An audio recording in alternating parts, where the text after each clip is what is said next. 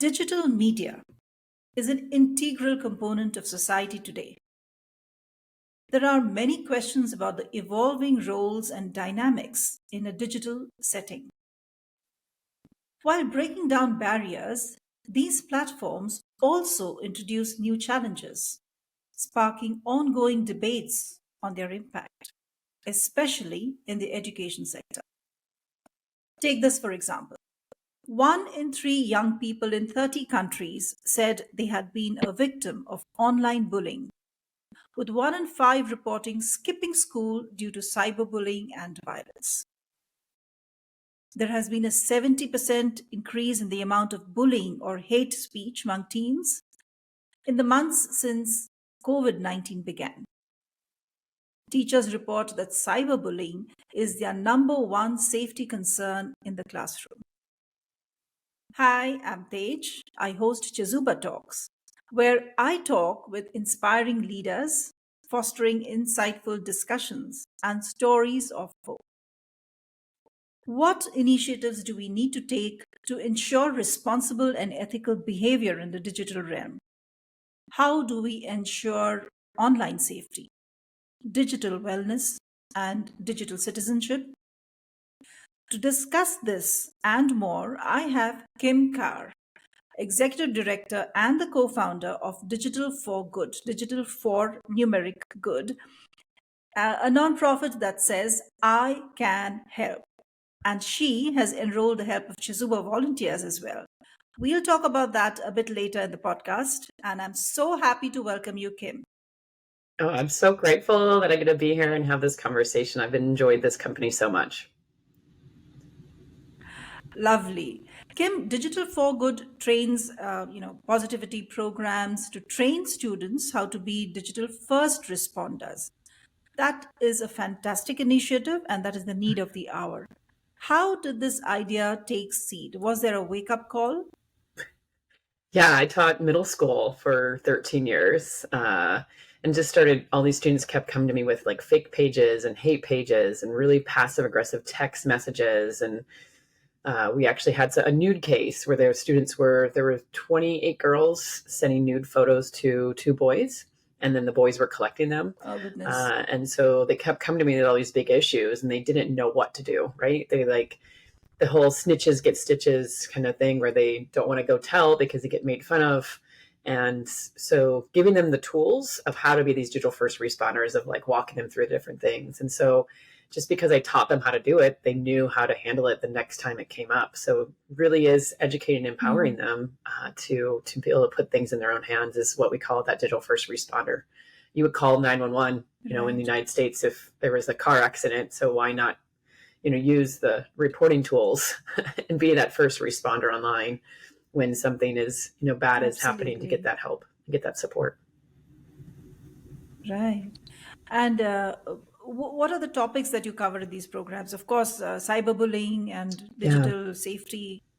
How do you ensure they remain relevant? Because every day there is something new that's coming up. Definitely there is. So the topics we cover is digital safety, citizenship, literacy, and then wellness. And how we keep relevant is we have student interns who are part of our organization. So there's over 200 students who are part of it, everything from middle school up to college level. And we keep it relevant. Everything we make is made with students for students. It's all very engaging and interactive. So we keep their attention. One unit we have in there right now is this real or fake? And they basically raise their hand if they think it's real and put up an X if they think it's fake. We show them an image because it's like we need to train them that you're seeing a lot. They're putting stuff out there and kind of walking them through to see if they can pinpoint if they think it's real or fake, and they're having a hard time, right, deciding it. So making it fun and funny at the same time where they're learning something out of the activity. Right.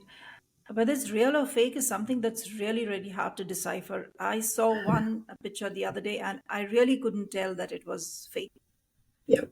It is a difficult proposition. Yeah. Well, and I think that's the hardest part too. Oh, the hardest part too is like you think you might not even, you might go, you might know it's fake, but the point of it sparks emotion. So even though you know it's probably fake, it's still what the topic was about. It Yes. sparks so much emotion. You get so mad that you sometimes then forget that it was fake. Mm. And that's where we need to like pause and just be Yeah. like, don't let that image, don't let that title, that caption.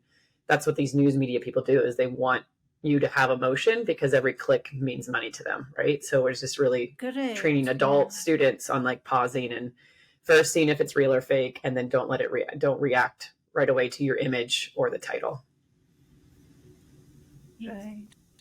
So, I mean, are you working this program in one school, or does your organization support many schools and teachers and students and everybody related to the education field?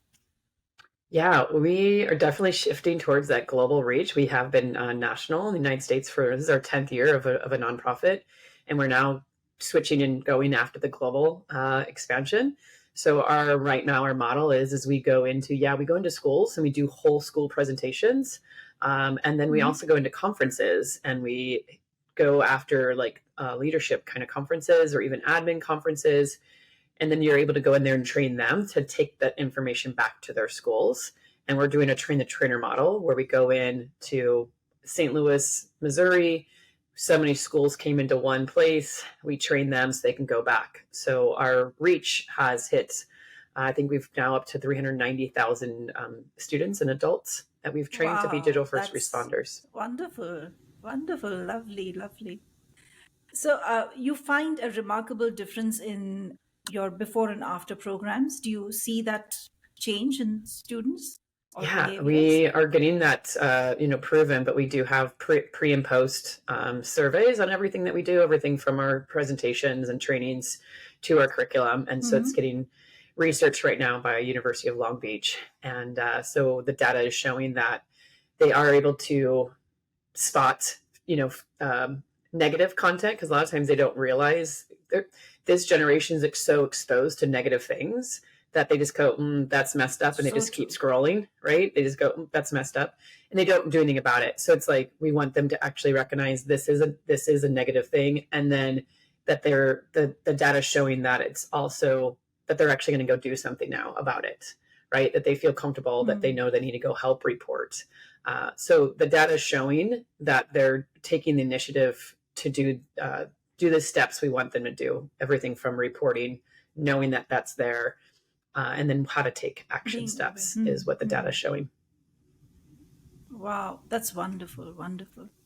I did look up your website and I found this digital media toolkit that you have. Could you elaborate on that, please? Yeah, well, we have a couple, but I think it's the social media emergency plan, and that's one of our that's the biggest one that we have. So the social media Hmm. emergency plan, what that is, it's basically back when I was in school, it was a lot of bomb threats that were happening. And now there's a lot different. They're on phones. So now there's a lot of different things that are happening on social media that schools are having a hard time. They're getting impacted. So everything Yeah. from school shooting threats to suicide threats to, nude pictures. Sextortion is really big right now. If you don't know what that is, basically what's happening is they're professionals from third world Yeah. countries are getting students. They're basically catfishing them to pretend like they're somebody, and they get them to send either a photo or a video that is exposing, and they basically say, "Give me $500. I'm going to send this to your top contacts," which usually their top contacts involves one of their parents or siblings, and they either pay it, or some of them are dying by suicide because they're so embarrassed by this. And That's so so sad. with that, yeah, it's horrible. And so, and it's, again, like I said, it's these paid professionals. And so with this social media emergency plan, it just walks admin, even resource officers through the different steps of like, okay, what do we need to do? Is this high risk, medium risk, or low risk? So it helps them kind of guide them of what the next steps are. Everything is hyperlinked because I've seen emergency plans and it was like stacks of paper. And I'm like, how do you even go through this, right? Of the giant binder. So everything's hyperlinked. So if you click on the Mm. high risk, you go right to the high risk kind of stuff. And then the next step is Mm. how do you take it down? So, because a lot of times admin was having a hard time taking it down, getting the parents to know that they have the power to Mm. take it down. So again, it's hyperlinks to all the Mm. social media companies, everything from Discord to TikTok to even the gaming companies, that way the parents the educator, even the police don't have to go right to. They have to go look up the site because if a lot of them didn't have a Discord. This way, it's a direct link for those things to go report. And then there's direct links for police to also go report, and that they have different higher access right to it. So that's kind of the big thing we created with the tech companies. Right. So yeah, you have gone all out to make sure that this is a foolproof system to tackle this. It must have taken a lot of effort on your part. How long did it take for you to put this all together, and what was the support or help you got from people? Yeah, I mean, it is a lot of work. And we always say, like, how do you, this is a big elephant. And how do you, like the saying goes, like, how do you take a big elephant? A big elephant's like one bite at a time. And the more people we can get to take a bite out of this is the better. So that's why we do need a lot of volunteers. So we did get a lot of volunteers. We got a lot of admin resource officers because they're like, Kim, we're dealing with this weekly. And we have also proof that if you can we've been able to decrease discipline at schools by 30% because if you can decrease your online drama, you decrease your on-campus drama, which then decreases your discipline. So that's the reason why these admin came to us, because they're like, we see what you're doing is working, and they wanted to be a part of it. So it probably took us a good 6 months to kind of talk to people, figure out what they needed. And then we actually had to have calls with TikTok, with Snap, with these different companies basically saying like, these are the problems and this is what we're trying to create. And they were super happy to work with us on creating that. And then after we made it with those two, then we just went to the other ones. Like we just had a call with Pinterest saying like, and they're like, oh my gosh, yes, we're having so many media literacy issues on Pinterest with younger people that we want to make sure that we get to be a part of this project too. So now that they see the project, more and more people are wanting to jump on. Yeah. Lovely. I wish I could give you an award for doing this, virtual right now. I just took it. Thank you. What you have done. So I would imagine, Kim, that the role of the teacher is crucial, right? Her or his involvement is crucial to the success of your mission. How do you train these teachers or educators to be part of your team? Yeah, I mean, I think that we definitely educate them on, you have to work, this generation, you have to work side by side with them on what they're doing, because they do know more than us on some things because they have access, to information 24/7 with this in their hand. That doesn't mean that they do need us, right? So trying to even teach students that you need adults, even though you think you can get these answers, they have more experience. And so, helping them with that. Right. So just really walking these teachers through, you don't want to walk in front of them thinking you know more than them, and you don't want to walk behind them knowing less, because a lot of educators are like, I hate this, I hate social media. And it's like, you cannot like it. But at the same time, my niece, when she was growing up, she loved Polly Pockets, right? She loved Polly Pockets. And it's like, even though I thought it was stupid, like that's what she's into. And that's her world. This is their world. And we need to walk side by side with them and help guide them on it. So it is building relationships. It is, that's how we train them. The first is building relationships, teaching them, how can you build that trust? How do you build that trust to be able to then create safety in your classroom, in your community, so that they do want to come talk to you about what the trends are and talk to you about the fake pages that are happening, and that they can come to you with, how do I handle this? Because there is so many awkward situations. And the number one advice most adults do is to just say, get off of it. That is one advice. That is not always the best advice with this stuff, is just get off of it. So realizing that's not what they want to hear, and that you need to kind of give them other options of what they can do, because it's every situation so different based on their relationship with that person. Right. To be fair to teachers, actually, they have so much already happening, and to deal with something like this is, it's a lot. It's a lot to ask. But these are challenges that they have to face. What is the role of parents in this? How do you rope them in to be part of you? Yeah, parents is definitely where I have been trying to shift this year of really getting schools to understand like you can't get change until you get parents, involved. And I get it. Parents are emotionally unavailable because there's just so many other things going on. Hmm. Economic system is like, crazy, just the political stuff, the wars, all these different things. I think parents are just so emotionally unavailable. And so we do parent presentations with school districts is what we do. We have a big event coming up the first week of December with Snapchat. It is free. We sent that out to as many organizations that we're connected to get them to help us push it out. So we can get parents more on board. And I think the biggest thing I tell parents is if you remember teaching your kid how to read, that wasn't a thing that just happened, overnight.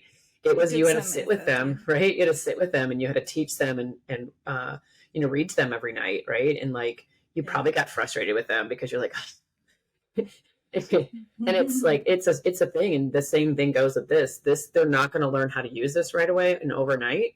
You can't just give them this and then just expect that they know how to use it. You have to sit side by side with them and walk them through, is this negative, is this positive, is this appropriate, is this inappropriate, with our family, because every family has different morals and values. So it's just really having to, as a parent, you've got to make sure again you're working side by side with them in this thing, and really listening to them on where they're at on this piece. Let's take a break to understand what Chezuba is.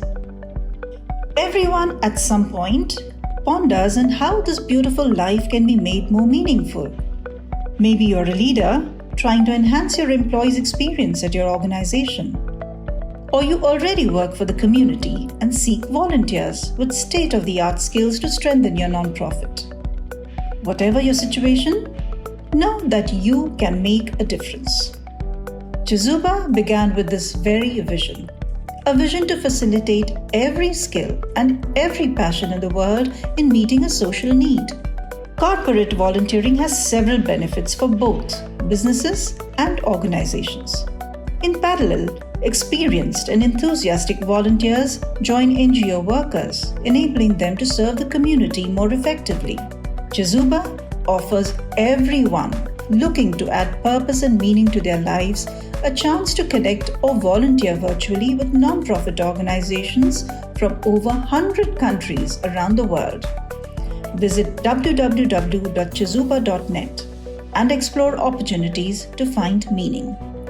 Chezuba, your platform to do good. And now, back with our guest. Right. Kim, what do you think about befriending teachers on social media? Do you think Mm. it's the right thing to do, or you think you should completely abstain from it? From the student perspective or the parent perspective, which or both? From the student perspective, Yeah. Yeah. I mean, I've seen student both. perspective. Yeah. Yeah. Yeah. I've seen both. I've seen it successful both ways. I get it both ways. I have some teachers who are like, nope, no kid is allowed to, follow me. Like I have that, because they have a certain life that they're living. And that's, that's their boundary, right? Everybody has to have healthy boundaries that they choose. And I totally get that. And then there's other ones who are like, they can't follow me until they graduate, right? And so like, then they can, Right. then that's kind of a thing.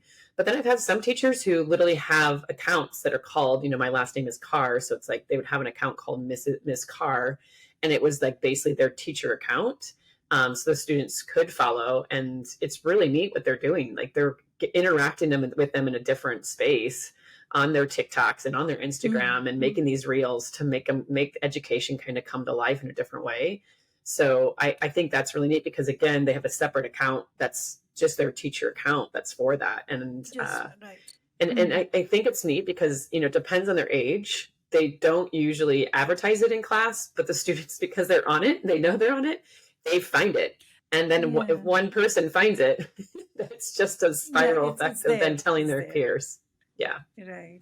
I know one teacher who has, she's a science teacher, and she Mm-hmm. has a private account, and she has a, science club account by her Mm-hmm. name, so the students follow that, and she does post a few other than science related topics also there, things like where did she go and what did she find. So I think that's a great idea to have, a healthy relationship. Yeah. Uh, with considering that technology is constantly evolving. How do you foresee this, scenario? What are the adaptations or developments that you anticipate in the coming years? Mm. I mean, it's very interesting to see. I mean, right now hot topics constantly change, right? Right now, the hot topics are AI. Like everyone's obsessed, and AI has been around for a Yes, very long time. yes. So it's just like AI is such a hot Hmm. topic, and I get it because we made people fearful. A couple things happened where it made people fearful, and so that's what they wanted to hyper focus in on. But then elections Hmm. are coming up in the United States, so it's like that's going to be. Hmm. I think that the literacy piece of like how do you know if it's real or not? That's going to be, another Hmm. one Hmm. that's going to be shifting. It's already been kind of circling towards that now. Mental health is Right. still a big hot topic, right? Of like the comparison It and is.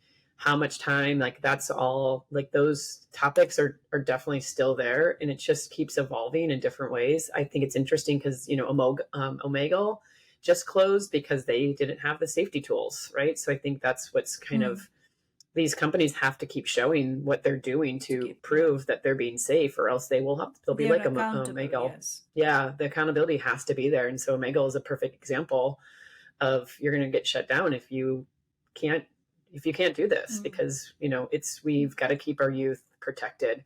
I'm hoping that there's going to be some legislative laws happening across the across globally. I think there needs to be legislative laws on this to everything from information sharing to keeping our children safe, to be able to keep those responsibility for the different companies because as companies are about money and making money, and so it's just Yeah. like we have to do what's right to be able to keep progressing the route that we're going. Right. So, are you also building a sort of a team to ensure that there is somebody to advocate for the rights of students or the rights of Mhm. teachers, for example? So, do you also work on that part, or you're focusing on this right now? Yeah, I mean, we are doing a big recruitment, and that is one of our 5-year goals is to get some people that can be on our team as volunteers to help us, know what we should be going after and help us have that. Because yes, we need to start having conversations Build. in the legislation piece. Yeah, absolutely. So Yes. we're trying to go after that, and we've got a couple people who've reached out and just getting them onboarded, and it's all volunteer, so it's like, getting Yes, them it is. committed. Yeah, getting them committed to our mission Correct. and going after what we need them to do. Yeah, what is needed is just passion to work for this. So, talking of that, could you tell Mhm. us your experience with Chezuba? How did you find us, and what was the help that you got from us? You know what? That's a great question. I have no clue how to visit. So I think someone referred me. I think Uh-huh. somebody referred me just basically saying like you've got to check this out. They're an organization that have great volunteers. It might have been the Hmm. 100. I don't, we're connected with the 100, which is an educational nonprofit, an international education nonprofit that help that bring all education companies together. So it could have been them. Okay. And yeah, we signed up, and right away we've had three volunteers. One helped me. One did a video, like a video promo, which was great. It was amazing. And then another two of them helped us with grant writing. And so they went through the process of Lovely. helping us with grant writing to be able to have that because that's we're still trying to figure out how to go after grants and get that. So they've been lovely, So amazing, super important. committed, very like what's my mission, and then they are successful to make They they believe. keep going until they have that completed, which is awesome. Wonderful. Great review. Thank you so much, Kim. It was lovely. Thank you for what you are doing too, because this is something that I think every nation, every school, every community needs. Mhm. And people like you are going to be in demand. So I wish that your tribe increases. I wish that you get to connect with more countries and have many branches across the world. Me too. Thank you so much again for having me.